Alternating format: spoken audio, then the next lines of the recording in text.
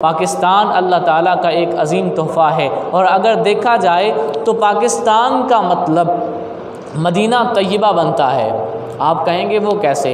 देखें, मदीना तय्यबा और पाकिस्तान, इन दोनों को अगर हम तर्जुमा करके एक दूसरे के साथ मिलाएं तो दोनों मिल जाएंगे। मदीना तय्यबा लफ्ज़ है जी अरबी का और पाकिस्तान लफ्ज़ है फ़ारसी का।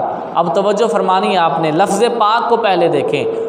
पाक को अगर अरबी में पढ़ें तो तय्यब और तय्यबा ये लफ्ज़ आते हैं। और सतान का मतलब होता है रहने की जगह यानी शहर, और शहर को अरबी में मदीना कहा जाता है। तो पाकिस्तान ये जो लफ्ज़ है इसको अगर हम अरबी में पढ़ें तो मदीना तय्यबा बन जाता है।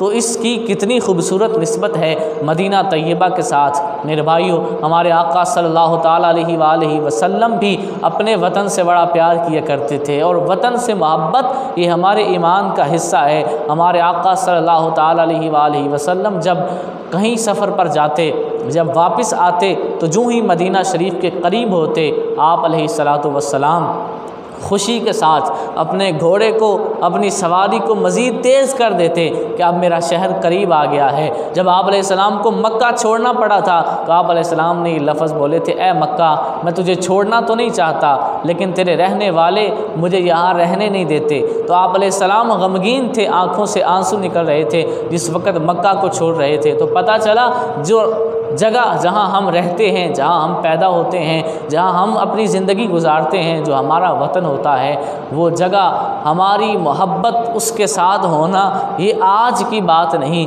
बल्कि हमारे आका सल्लल्लाहु ताला अलैहि वसल्लम की तरफ से हमें सुन्नत के तौर पर अता हुई है। तो मेरे भाइयों, इस्लाम के अंदर आज़ादी का जश्न मनाते वक्त ये ना समझ लिया जाए कि अब पाकिस्तान मिल गया, अब हम आज़ाद हो गए, अब हम जो मर्ज़ी करते फिरें, हमें कोई मसला नहीं है। मेरे भाइयों, आज़ादी का मतलब ये था, मैंने पहले अर्ज़ किया, आज़ाद वतन इसलिए हासिल करने की कोशिश की गई कि हम वहाँ पर इस्लाम के मुताबिक ज़िंदगी गुजार सकें। हमें कोई रोकने टोकने वाला ना हो कि तुमने ये काम इस्लाम के मुताबिक क्यों किया है। ज़ाहिर है हिंदू की हुकूमत होगी तो वो रोकेगा कि तुम इस तरह क्यों कर रहे हो। तो इसलिए इस्लाम के साथ हर वक्त चलते रहने के लिए वतन बनाया गया। लेकिन मेरे भाइयों, आज तो अखबारात के अंदर बयान आते हैं पाकिस्तान में फ़िल्म इंडस्ट्री तरक्की कर रही है।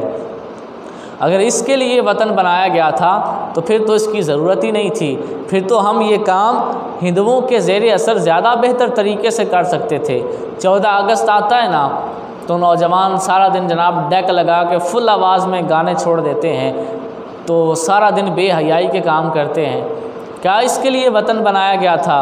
ये वतन इतनी आसानी से नहीं मिला था। बहुत से लोगों ने अपने घर छोड़े थे, 20 लाख मुसलमान शहीद हो गए, 90,000 औरतों की इज़्ज़तें लुट गईं और 14 करोड़ लोगों ने घर छोड़ा। इस्लाम के लिए इस हिजरत को ऐसी अजीम फजीलत हासिल है कि पाकिस्तान बनने के वक़्त जितने लोगों ने हिजरत की थी, इस्लाम की तारीख़ में इस्लाम की खातिर इतनी बड़ी हिजरत कभी नहीं हुई थी जितनी पाकिस्तान बनते वक़्त हिजरत इतनी बड़ी हुई थी। उससे पहले कभी इतनी बड़ी हिजरत नहीं हुई। लेकिन मेरे भाइयों, अगर हम उसके मकसद को ही भूल जाएं और हम समझें कि आज़ादी का मतलब है जो चाहो करते फिरो, तो फिर ऐसी आज़ादी तो कभी नहीं मिल सकती।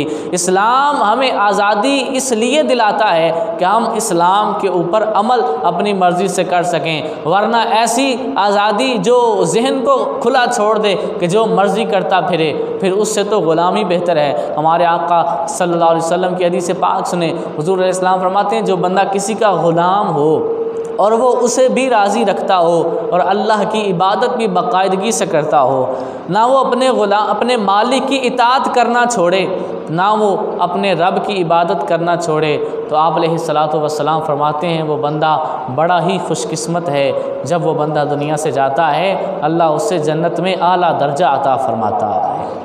तो फिर वो ग़ुलाम तो ना हुआ हैं जी, ग़ुलाम तो ना हुआ है, वो किसी का ग़ुलाम, लेकिन वो अल्लाह की इबादत भी करता है, उसकी बात भी मानता है, अल्लाह ने उसको जन्नत अता कर दी, तो फिर वो ग़ुलाम तो ना हुआ।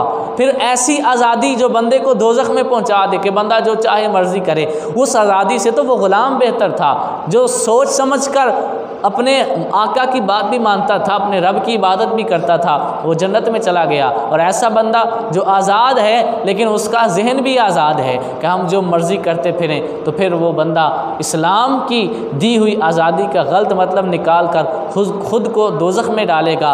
हज़रत उमर फ़ारूक रज़ियल्लाहु ताला अन्हो, आपका ज़माना था जब कैसर व किसरा का वो जंग का मामला हुआ, तो आपने जिस फ़कत किसरा को फ़तह करना चाहा तो आपने एक लश्कर भेजा, और उस लश्कर में हज़रत मुग़ीरा बिन शुबा रज़ियल्लाहु ताला अन्हो भी थे। जब ये लश्कर किसरा की फ़ौज से टकराने लगा तो उस किसरा की फ़ौज के किसी कमांडर ने आगे आके कहा कि तुम में से कोई बंदा मुझसे बात करे, मैं उससे कुछ सवालात करना चाहता हूँ। हज़रत मुग़ीरा बिन शुबा सफ़ों से आगे बढ़े, कहा पूछो क्या पूछना चाहते हो। वो कहने लगा मुझे तुम अपने बारे में बताओ, तुम अपने बारे में मुझे खुल के बताओ। हज़रत मुग़ीरा बिन शुबा कहने लगे, अब तवज्जो फरमानी हज़रत मुग़ीरा बिन शुबा के अल्फाज पर। आप कहने लगे एक वक़्त था हम ग़ुलाम थे।